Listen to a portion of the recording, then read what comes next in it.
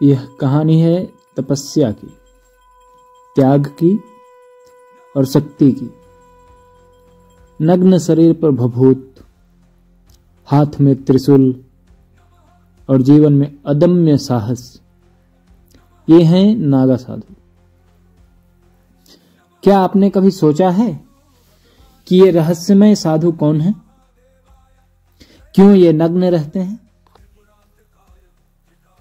और इनका इतिहास इतना अद्भुत और रहस्यमय क्यों है? 8वीं शताब्दी का भारत, देश पर बाहरी आक्रमणों का संकट छाया हुआ था, धर्म खतरे में था। तभी जगत गुरु आदि शंकराचार्य ने किया एक साहसिक निर्णय। उन्होंने ऐसे योद्धाओं को तैयार किया जो धर्म की रक्षा करेंगे, योद्धा जो तपस्वी भी होंगे। और यहीं से शुरू हुई नागा साधुओं की रहस्यमय परंपरा। नागा साधु बनना आसान नहीं होता। यह यात्रा केवल साहसी लोगों के लिए है। 12 वर्ष तक ब्रह्मचर्य, सांसारिक सुखों का त्याग और कठिन तपस्या। एक बार नागा साधु बन गए तो फिर दुनिया के हर बंधन को तोड़ना पड़ता है। और जब दीक्षा पूरी होती है तब ये साधु दुनिया के सबसे रहस्यमय समुदाय का हिस्सा बनते हैं। नग्नता इनका सबसे बड़ा प्रतीक है।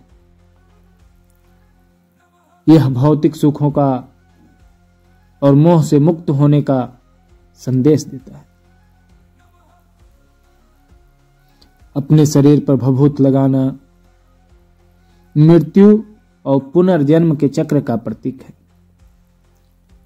ये साधु केवल शरीर से नहीं, आत्मा से भी स्वतंत्र होते हैं। इनके हाथों में त्रिशूल और तलवार होती है। ये शस्त्र धर्म की रक्षा का प्रतीक है। और जब महाकुंभ का समय आता है तो दुनिया इनकी भव्यता देखती है। कुंभ में इनका अमृत स्नान आत्मा की शुद्धता और धर्म की विजय का प्रतीक है। यह वह दृश्य है जिसे देखना हर किसी का सपना होता है। आधुनिक युग में भी नागा साधु अपनी परंपराओं को निभा रहे हैं। ये सिर्फ तपस्वी नहीं बल्कि समाज के लिए प्रेरणा के स्रोत हैं। ये हमें सिखाते हैं कि सच्चा आनंद त्याग और तपस्या में है।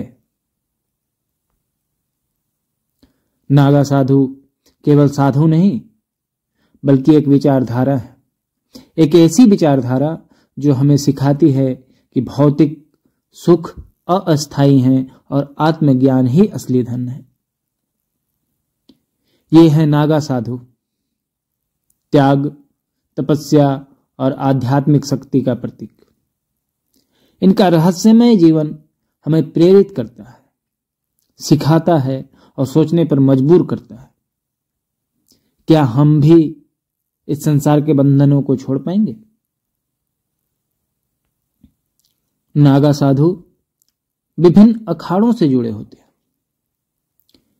ये अखाड़े उनकी परंपरा और संगठन का केंद्र है।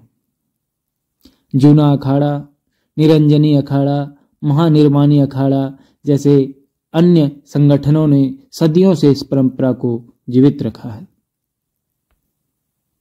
अगर यह कहानी आपको प्रेरित करे तो इसे औरों तक पहुंचाएं और जुड़े रहिए हमारे चैनल के साथ ऐसी और कहानियों के लिए। धन्यवाद।